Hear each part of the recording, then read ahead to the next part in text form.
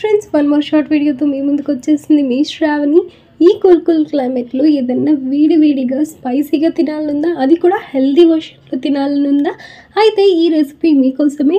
లేదు మేము junk food ఏదన్నా తీసుకుంటాము స్పైసీగా హాట్గా అనుకుంటే మీ ఇష్టం, బట్ హెల్దీగా తినాలి అనుకుంటారు కదా, వాళ్ళ కోసం ఈ రెసిపీ. ఇక్కడ డిలే చేయకుండా షార్ట్ వీడియోలో షార్ట్గా చూసిద్దాం పదండి. ఫస్ట్ అయితే క్యాబేజ్ లేస్ని నీట్గా వాష్ చేసి పెట్టేసుకోండి. నెక్స్ట్ వెజిటబుల్స్ మీకు నచ్చినవి అండ్ అవైలబుల్గా ఉన్నవి తీసుకోండి. ఇప్పుడైతే ఒక కడాయి తీసేసుకొని 2 టేబుల్ స్పూన్స్ నూనె, లేదు అంటే ఒక చిన్ని బటర్ పీస్, ఓకేనా.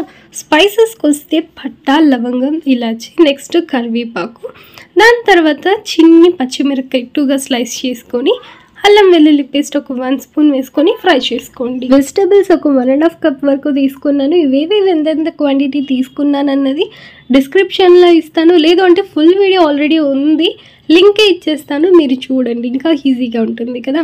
నెక్స్ట్ సాల్ట్, పసుపొడి వేసేసుకొని స్పైసీనెస్కి తగినంత మిరప్పొడి, నెక్స్ట్ మ్యాగీ మసాలా ఒక 1 స్పూన్ మస్ట్ అండ్ షుడ్గా వేయండి, మంచి ఫ్లేవర్ ఉంటుంది.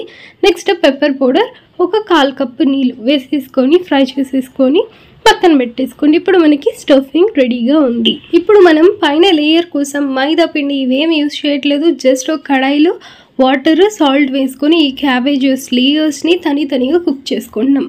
వైట్ కలర్ తనిగా అండ్ ఈ పర్పుల్ కలర్ తనిగా కుక్ చేసుకుంటున్నాను.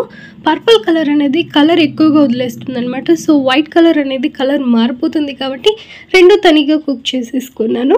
వన్స్ ఇది కాస్త ట్రాన్స్పరెంట్గా వచ్చింది, దీనిపైన తొడుము కాస్త కట్ చేసేసుకొని లోపల స్టఫింగ్ పెట్టేసుకొని నీట్గా ఫోల్డ్ చేసేసుకోండి. ఇదే విధంగా పర్పుల్ కలర్ లేయర్లో కూడా స్టఫింగ్ రెడీ చేసేసుకొని వీడియోలో చూపిస్తున్నట్టు ఫోల్డ్ చేసేసుకొని పెట్టేసుకోండి. ఇఫ్ ఇన్ కేస్ ఇది ప్రాపర్గా ఫోల్డ్ అవ్వట్లేదు అంటే టూత్ పిక్ని కూడా యూస్ చేసుకొని గుచ్చి పెట్టుకోండి, ఓకేనా. ఇప్పుడు మీరు దీన్ని కడాయిలో, లేదు అంటే దోశ పెనం మీద జస్ట్ కాస్త ఆయిల్, బటర్ వేసుకొని కుక్ చేసుకోవచ్చు. ఇంకా హెల్దీ వర్షన్ కావాలి అనుకుంటే స్టీమ్ చేసుకోండి.